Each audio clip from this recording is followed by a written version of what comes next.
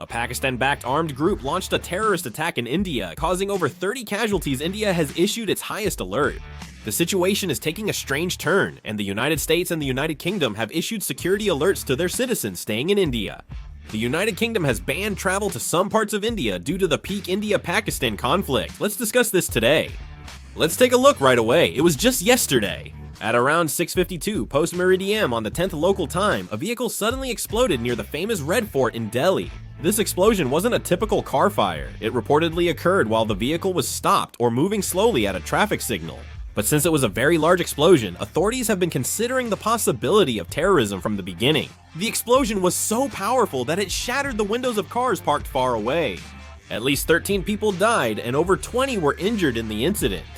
In addition, 6 nearby cars and 3 three-wheeled vehicles were also completely destroyed. Indian authorities saw the explosion as a national security threat, not just an accident. The scene quickly looked like a battlefield. 20 fire trucks and many ambulances were sent, and the Delhi Fire Department put nearby stations on standby. The police immediately sealed off the entire area, and citizens who were filming videos with their cell phones quickly evacuated as soon as they heard the broadcast instructing them to leave. A large special explosives disposal team was deployed to the scene to check for any secondary explosives. Since this area is near the Red Fort, Delhi's top tourist spot, police controlled the city center, fearing a larger attack might follow. The Indian Ministry of Home Affairs issued the highest alert in Delhi and to intelligence agencies nationwide.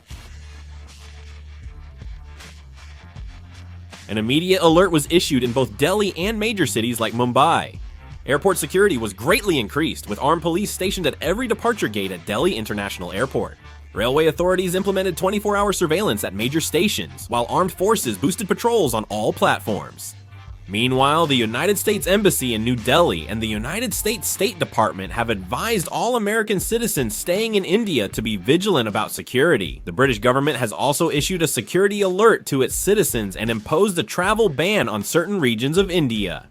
They advised immediate evacuation from areas near Kashmir. Indian citizens have begun to feel that this incident is more than just a simple act of terrorism. It is a test of the country's overall national security measures. In the end, India shifted the entire capital region to a state of military control just one day after the terrorist attack, focusing all of the nation's resources on rooting out internal enemies. Indian authorities called it a national-scale terrorist act, not just an explosion, and quickly launched an investigation. Their rapid response was surprising. Within just half a day after the explosion occurred, the police tracked down and arrested the previous owner of the vehicle used in the blast. Delhi police recovered part of the license plate from the vehicle debris at the scene and used that number to search the vehicle registration database. There, it was confirmed under the name registered to a Hyundai i20 vehicle, and investigators immediately raided his residence. It was confirmed this person wasn't directly linked to the terrorist act, and the vehicle had been sold to multiple people. Indian police suspected the transaction was not a real used car sale, but a fake deal for money laundering. They reviewed footage from over 200 CCTVs across Delhi to track the vehicle's movements. As a result, around 3 p.m. on the day of the explosion, a white Hyundai i20 vehicle was caught entering Delhi through a checkpoint, and in the footage, there was a man dressed in black in the driver's seat. The problem was identifying the man's identity. The Indian National Intelligence Agency found this man was an active member of an armed group funded by Pakistan's Inter-Services Intelligence. In other words, the explosive vehicle was brought in directly by a member of the armed group, and it was highly likely that the operation was carried out in a planned manner from mainland Pakistan. More details need investigation. The Indian government saw this as foreign intervention and quickly enforced anti-terrorism laws. Indian investigators concluded the explosion was a planned terrorist act involving the Pakistani government, not an accident by a lone individual. Experts evaluated that the speed of the investigation and the securing of evidence are the results of the data analysis capabilities that Indian intelligence agencies have built up in recent years. However, they also analyzed that it is a very dangerous sign that Pakistan has now reached a stage where it can carry out terrorist acts by using collaborators inside India without having to infiltrate across the border. Several interesting things were also discovered. Before the explosion, police found 360 kg of suspected ammonium nitrate, weapons, and ammunition, including an Avtomat Kalashnikova 47 in a house rented by a Kashmiri doctor. After police sealed the house and seized suspected terrorist items, a terror attack happened in Delhi hours later. This doctor from Kashmir was also a wanted member of an armed organization. Additionally, the explosives from the car bombing matched those seized from the Kashmir doctor, so it's nearly considered fact now. Some analysis suggests the terrorist attack happened because the Indian police investigation was closing in. After this incident, India and Pakistan's relationship is nearing war. Diplomatically, tensions have already reached the level of severing ties, and militarily, the possibility of actual clashes in the border areas between the two countries is rapidly increasing.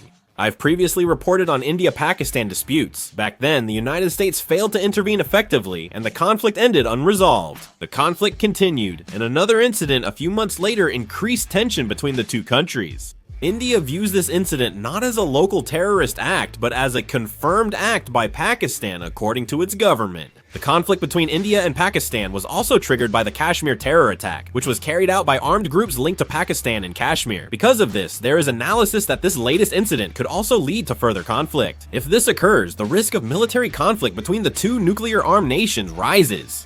This is exactly the point that the international community is most concerned about. India and Pakistan are nuclear-armed and have fought several wars before. But this incident is being evaluated as a much more serious situation than those times. The reason is that it's not just a clash at the border, but rather, forces backed by Pakistan carried out a terrorist attack in the capital, Delhi, the very heart of India. Indians can only see this as a national insult. Indian media are pressuring the Modi government, warning that weak action could trigger public outrage. The evidence clearly shows it was caused by a Pakistan-backed armed group. We'll have to wait and see how the situation develops from here. Especially, India is expected to use this situation to strengthen its domestic security framework and maximize national unity. The Modi administration will likely use this terrorist attack to rally people and gain political advantage by highlighting its role in national security. However, the problem is that this conflict is not something that can be resolved in a short period of time. Anti-Pakistan sentiment is rising in India, and if this continues, militant groups may become active again. Some are already warning about the possibility of a second terrorist attack. This terrorist attack is more than an explosion, it's a turning point that deeply impacts India-Pakistan relations. Three main scenarios exist for the future. First, Pakistan might yield to diplomatic pressure. Second, a limited military clash could occur via a localized airstrike. Third, worst case, this could escalate into a full-scale war over Jammu and Kashmir. Given India's current sentiment and military moves, a limited retaliatory strike seems most likely. It is highly likely that the Indian Air Force will send a warning message by carrying out precision strikes on several targets near the Pakistan border. However, this limited response could quickly escalate into full-scale conflict. In particular, if the hardline military in Pakistan puts pressure on the political authorities, there could be an immediate retaliation against India's airstrikes. In the past, conflicts between India and Pakistan typically played out this way. India will likely launch airstrikes first on areas with Pakistan's armed militants, followed by Pakistan's retaliation. Another country will mediate, and I think events will follow this scenario.